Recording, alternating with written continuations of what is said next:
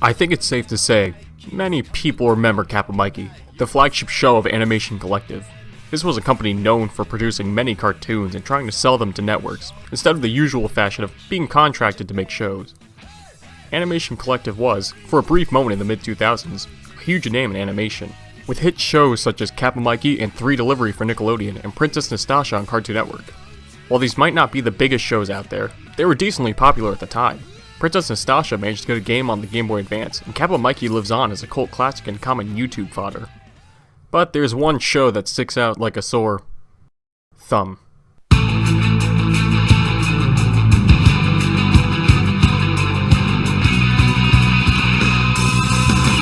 Thumb Wrestling Federation is Animation Collective's only non-animated show. This was a series of shorts running anywhere from 3 to 11 minutes long. It ran for 5 seasons from 2006 all the way to 2011, airing on the likes of YTV, Nicktoons, and Cartoon Network. Despite its relatively long run and the channels that showed it, TWF, as the cool kids call it, is seemingly forgotten nowadays, limited to only a few odd parts of the internet. I feel this is undeserved. Like, this might not be the best show out there, but it seems nobody else has talked about the show, or the website, or the book, or the toys.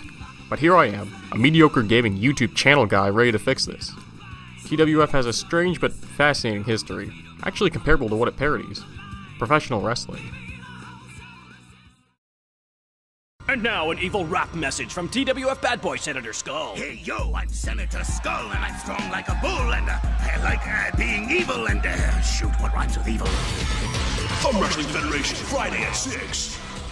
TWF follows a story between 2 rival factions, the Dexteras and the Sinistras. The Dexteras are the faces, a pro wrestling term for heroes, while the Sinistras are the heels, the term for villains.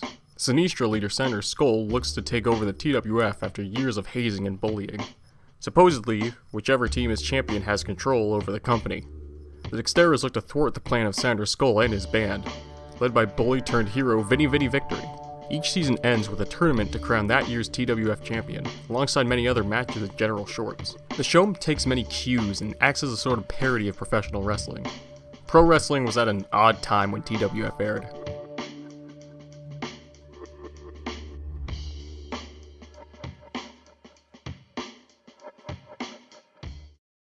Five years on from the closure of WCW, the WWE had a near monopoly on the business. While other promotions such as Ring of Honor and TNA did exist, they were nowhere near as popular as the WWE at the time. The 2 world champions were John Cena and Kurt Angle. Cena was playing a more attitude-based character, something Vinny Victory seems to take after. The company was also setting up for a revival of ECW, a rival wrestling promotion it had bought years prior. Pro wrestling was at an odd time to say the least, something that would only get worse as the years progressed. Larry Schwartz is the creator of Thumb Wrestling Federation, Kappa Mikey, and many other Animation Collective shows. In fact, he started the whole company. Schwartz was quite the renaissance man, having done many professions in his career. He was an actor, the CEO of a toy company, a stand-up comedian, and a writer. But animation is seemingly his greatest success. Even today on his Twitter, he mostly talks about his time on Kappa Mikey and other shows.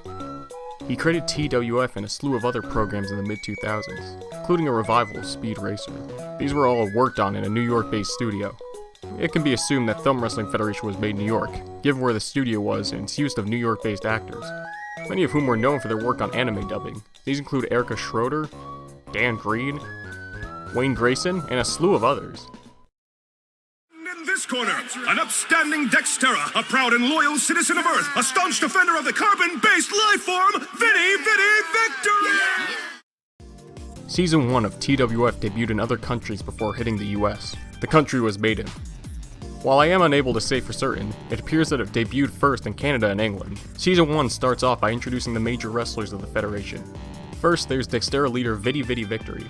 Second to him is the humble southern boy Hometown Huck, a fan favorite who plays on the hometown hero trope from wrestling.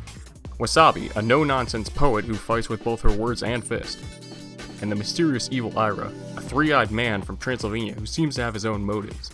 On the side of the evil Sinistras below Senator Skull is the Big Time, a brash and ego-driven thumb with one foot in the door to Hollywood, very similar to The Rock.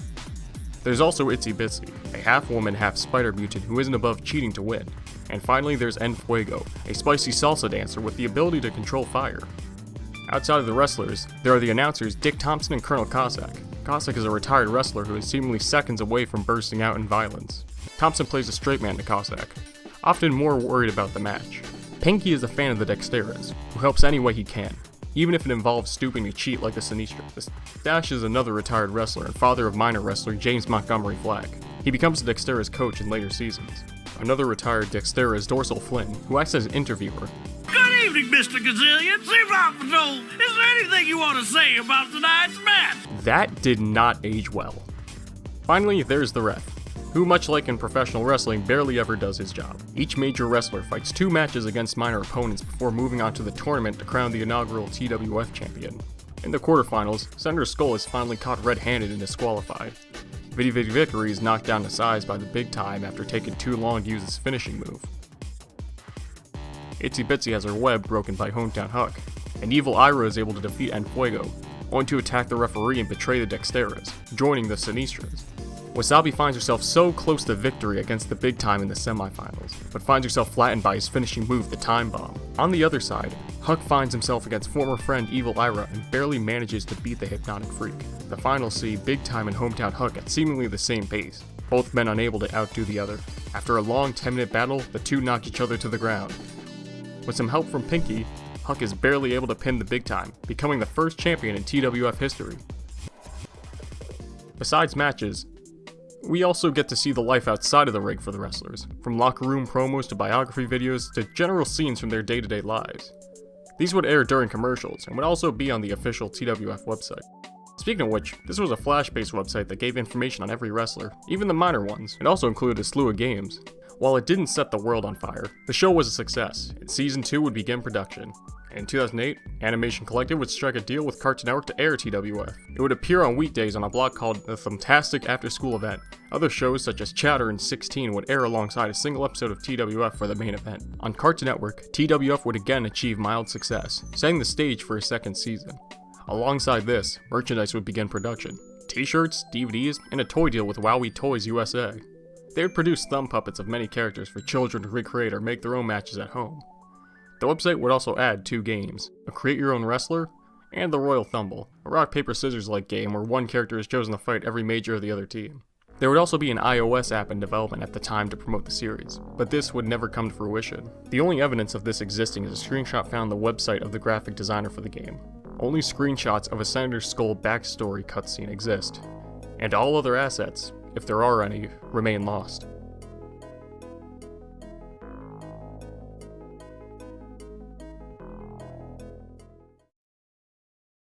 Tickets, we got tickets, buying or selling tickets, TWF on YTV. Thumb Wrestling Federation, TWF. Oh, it don't get no better than thumb wrestling and diesel smoked chicken. I'm dizzy. With Season 2, things would be shaken up.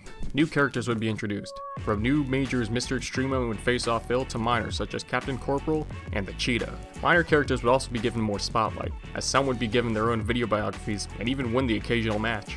Season 2 would end up shorter than Season 1, but just as exciting. Former champion Hometown Huck would find himself decimated by a vengeful Senator Skull, while the Big Time finds himself bested by Dextera newcomer Mr. Extremo. After a tense battle, Senator Skull would be attacked by his own minions after Extremo impresses them with his, well, extremeness. Alongside this, the season ends with the Royal Thumble, a parody of the WWE's Royal Rumble. Every man fights for themselves and fights until one person remains. Speaking of the WWE, things were not going well. Alongside a continued drop in ratings, former world champion Chris Benoit would be found dead alongside a 6-year-old son and his wife. Days later, their deaths would be ruled a murdered suicide. After years of headbutts and major drug use, Benoit would end up with what appeared to be a brain with Alzheimer's, and he was only in his 30s. WWE would be forced to enact a greater drug policy and suspend many of its wrestlers for drug use. It was a dark time for the company, and the business as a whole. Perhaps this is why Season 2 of TWF seems to be less inspired by existing wrestlers. Or maybe it's a coincidence. In any case, it's interesting to see where the original was while its parody found some success. In America, the TWF was moved to Saturday mornings for Season 2, now dubbed the Saturday Crush Zone. During commercials, Dick and Cossack would talk about upcoming cartoons. Most of these bumpers remain lost to time. With Season 2 wrapping up, Season 3 was ready to start. Season 3 would begin differently than the others.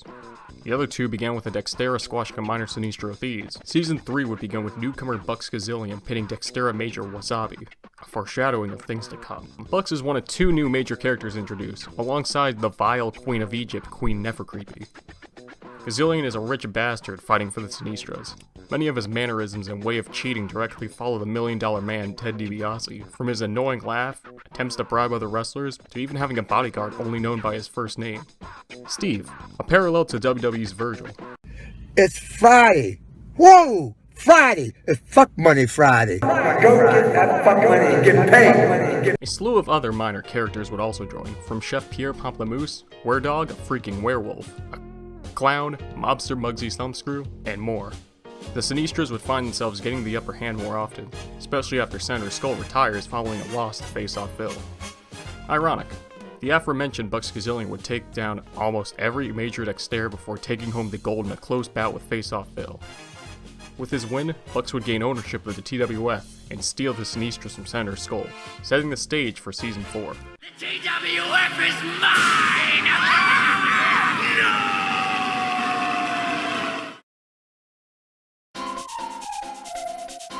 Season 3 is interesting, according to the few non-English TWF fans I've spoken to. Season 3 was the last season dubbed for Spanish-speaking territories. This is the only evidence of foreign dubs of the show I've been able to find. I was not able to find any episodes in this language. Notably, popular Mexican dub actor Luis Alfonso Mendoza voiced many characters. He is best known as Gohan from Dragon Ball, Leonardo from Teenage Mutant Ninja Turtles, and Bugs Bunny from 2003 to 2020. I was able to find an article that spoke of the show having a broadcast deal in Italy, Spain, and some areas of Asia, but no actual proof of them existed. More shorts showing the wrestlers outside the ring would be produced. Even shorts from the non-wrestlers would be shown. From what they do at home to the interviewing process, Season 3 would have a more complete feel to it. And finally, TWF would expand to any other products this time. I plan on making a video showcasing these, so hang tight for those. Hey there, TWF fans! It sure feels good to be back for another knockout season of thumb wrestling! I love this time of year. You can almost smell the crushings. After winning the title, Bucks and Gazillion Incorporated took control of the TWF and dethroned Senator Skull as leader of the Sinistras! With Bucks Gazillion now in control of the Sinistras and the TWF, the Dexteras would find themselves on a losing streak. The season would focus on a recurring plot alongside the usual matches. Bucks would help the Sinistras cheat and allow them easy victory after easy victory. Despite this, he would make enemies along the way and cause many to defect from him. To combat their strong foes, the Dexteras would receive training from the retired legend, The Stash. He would join them at ringside to coach them through matches and assist where possible. This is the only season to not introduce any new wrestlers, instead choosing to put more focus on lesser thumbs. Danny Kaboom and The Visitor, 2 minors from previous seasons, would pull upset victories off the majors of opposite teams and travel far into the tournament. The finals would see Mr. Extremo taking on The Visitor in a close fight, only to be aided by Senator and his fellow defector Sinistros. With this, the TWF would be set back to normal and the seed would be set for Season 5. Except in North America. After Extremo's victory, the TWF would disappear from Cartoon Network and the website would close for good. However, one more season would air in select territories, including a DVD-only release in the UK. Season 5 would focus on Dexterra newcomer Cleet Cunningham, a former soccer player who is accused of being a secret agent for the Sinistros. After battling his way to the top of the card, he finds himself in a close bout with the Big Time. After having his name cleared by Pinky, the Dexteras rally together to help their teammate. Season 5 would focus more on a central story as Cleet and the Imposter would appear in backstage segments and other matches. In addition, we would see rematches with the Big Time and Hometown Huck battling to a different end, and Sander getting his revenge on Mr. Extremo. This is TWF at its peak, but this is the end of Thumb Wrestling Federation.